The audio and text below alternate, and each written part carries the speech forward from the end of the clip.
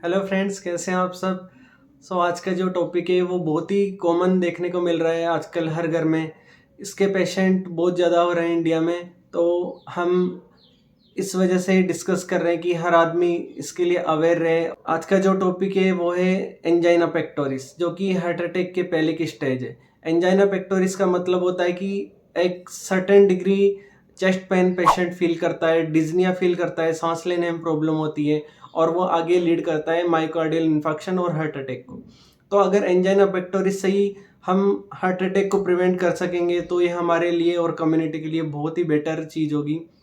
Last में मैं आपको 2 ऐसी मेडिसिन बताऊंगा जो कि हार्ट अटैक से प्रिवेंट कर सकती है और हर घर में होनी चाहिए। एंजाइना पेक्टोरिस नॉर्मली हम मान के चलते हैं कि 3 टाइप या 4 टाइप का होता है। Firstly stable angina, unstable angina, Prinzmetal and vasospastic angina. Stable and unstable angina क्यों होता है? क्योंकि जो हार्ट को जो ब्लड वेसल ब्लड सप्लाई करती है, तो कोरोनरी आर्टरी के अंदर एथेरोस्क्लेरोटिक प्लाक बन जाता है, जो कि कोलेस्ट्रॉल एंड प्लेटलेट एड्रेशन से मिलकर बनता है। प्लेटलेट एड्रेशन वहाँ पे कैसी होगी? क्योंकि जो ब्लड वेसल है उसकी इनर लेयर एंडोथीलियम होती है, उसमें इंजरी होने की वजह से वहाँ पर प्लेटलेट एड्रेशन हो जाती है, प्लेटलेट का जमा हो जाता है। ब्लड वेसल को, कोरोनरी आर्टरी को ब्लॉक कर देती है और उससे हार्ट को ब्लड सप्लाई इंटरप्ट हो जाती है। इस वजह से स्टेबल और अनस्टेबल एंजाइना होता है। अब इसके क्या क्या डिफरेंसेस हो सकते हैं जो हम डिस्कस करते हैं। स्टेबल एंजाइना में पेशेंट आपको कंप्लेन करेगा कि सर मेरे ऐसे तो पेन नहीं होता, लेकिन जब मैं सर्टेन डिग्री ऑफ एक्सर्शन करता हूँ, सीढ़ियाँ चढ़ता हूँ या फिर स्पोर्ट्स खेलता हूँ या 20 मिनट्स की रनिंग करता हूँ, तो उसमें मुझे बहुत ज़्यादा पेन होता है, एक क्रशिंग पेन होता है, चेस्ट पेन, और मैं वहीं बैठ जाता हूँ या रेस्ट कर लेता हूँ तो मुझे पेन रिलीव हो जाता है।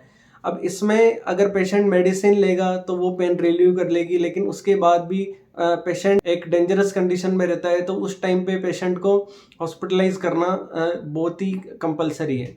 नेक्स्ट है अनस्टेबल एंजाइना। अनस्टेबल एंजाइना, इसका स्टेबल एंजाइना का बिल्कुल डिफरेंट टाइप है। अनस्टेबल एंजाइना में पेशेंट कंप्लेन करेगा कि सर मुझे रेस्ट करते टाइम पेन हो रहा है, मैं टीवी देख रहा हूँ, फ़ोन चला रहा हूँ या फिर कुछ भी रेस्ट कर रहा हूँ, चेयर पे बैठा हूँ तो मुझे पेन होता है। अब इसमें आप प्रिडिक्ट नहीं कर पाते कि पेशेंट कब पेन होगा, कितना पेन होगा और कितने टाइम के लिए, कितने ड्यूरेशन के लिए पेन होगा। तो ये बहुत ही हैजार्डस कंडीशन है पेशेंट के लिए। इसमें पेन जो होता है वो सबसाइड नहीं होता मेडिसिन लेने के बाद भी, तो ये बहुत ही एक फेटल कंडीशन है।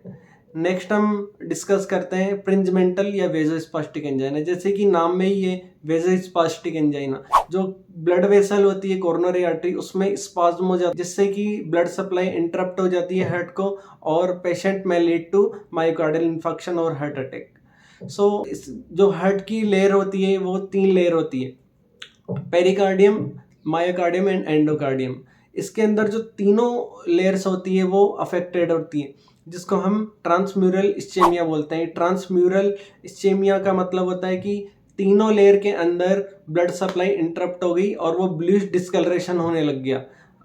ईसीजी चेंजेस, एसटी एलिवेशन आपको देखने को मिलेगा, एसटी एलिवेशन देखने को मिलेगा एंड टोल टी वेव देखने को आपको मिलेगी। जबकि स्टेबल और अनस्टेबल एंजाइना में एसटी डिप्रेशन देखने को मिलेगा और टी वेव एलिवेशन देखने को मिलेगा।